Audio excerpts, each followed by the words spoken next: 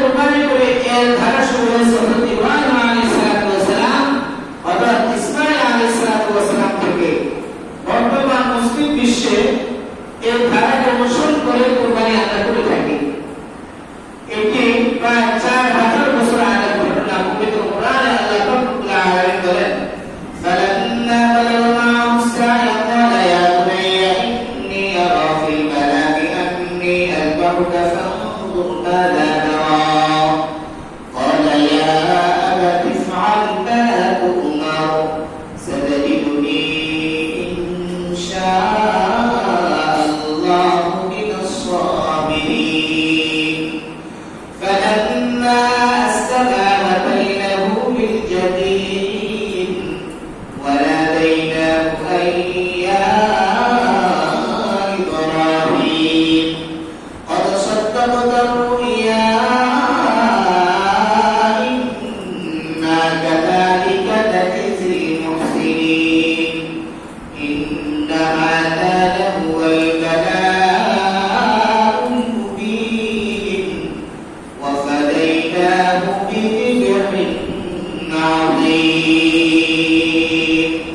এটা হলো এই আয়াতের সারাংশ করতে বলা হচ্ছে এই কুরবানির ইতিহাস এটা ঘটেছে।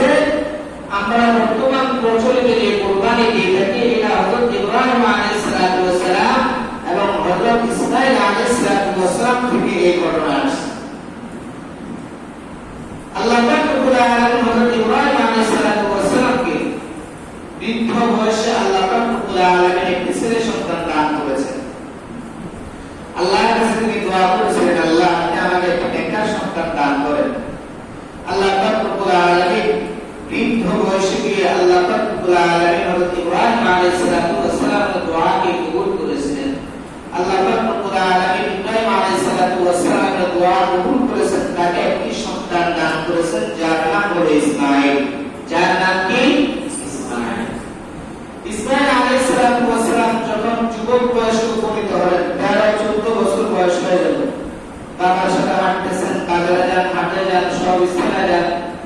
যেহেতু আদরের সন্তান, সবচেয়ে পছন্দের সন্তান, প্রিয় সন্তান আল্লাহ তাআলা দিয়েছেন, দান করেছেন, তখন ইব্রাহিম আলাইহিস সালাম যেখানে যাইতেন সন্তানকে নিয়ে যেতেন, যে স্থানে যেতেন সন্তানকে নিয়ে যেতেন।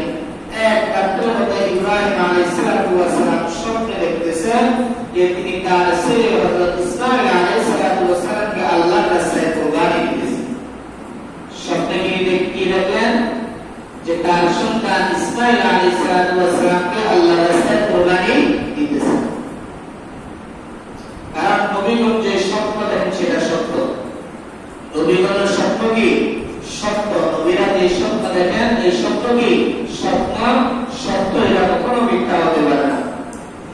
যখন এই হুকুম জারি হয়ে গেল তখন আল্লাহর রাস্তায় তাকে কুরবানি দিতে হবে, তখন সর্বপ্রথম হযরত হাজরা আলাইহিস সালামের কাছে হযরত ইব্রাহিম আলাইহিস সালাম গেলেন, গিয়ে বলতেছেন যে আমি স্বপ্নে দেখেছি আমার ছেলে ইসমাঈলকে আমি আল্লাহর রাস্তায় কুরবানি দিচ্ছি, এই সম্পর্কে তুমি কি বলো?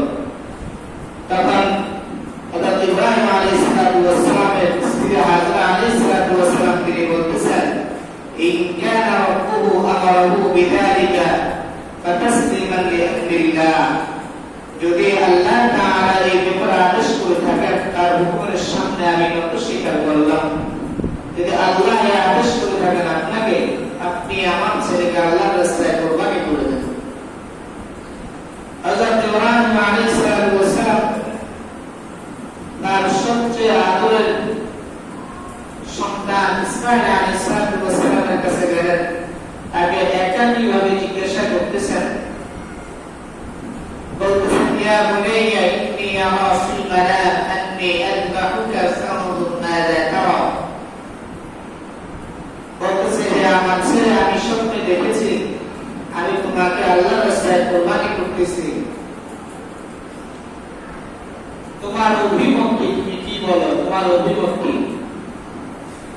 قال يا أبت افعل ما تؤمر ستجدني إن شاء الله من الصابرين।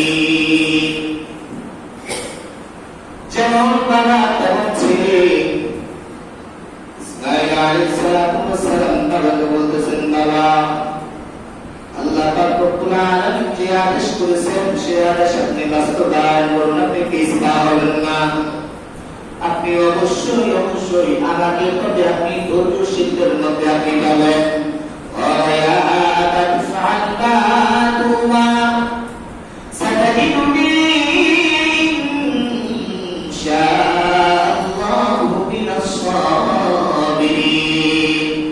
আপনি অবশ্যই অবশ্যই আমাকে আপনি ধৈর্যশীল ব্যক্তির মধ্যে আপনি পাবেন। যখন ইসমাঈল আলাইহিস সালামের জবান থেকে কথা শুনলেন, হাজরা আলাইহিস সালামের জবান থেকে কথা শুনলেন, তখন ইব্রাহিম আলাইহিস সালামের দিলের মধ্যে একটা প্রশান্তি চলে আসলো। একটু সাহস হলো, এই স্ত্রীও অনুমতি দিয়েছেন, সন্তান অনুমতি দিয়েছেন। ইসমাঈল আলাইহিস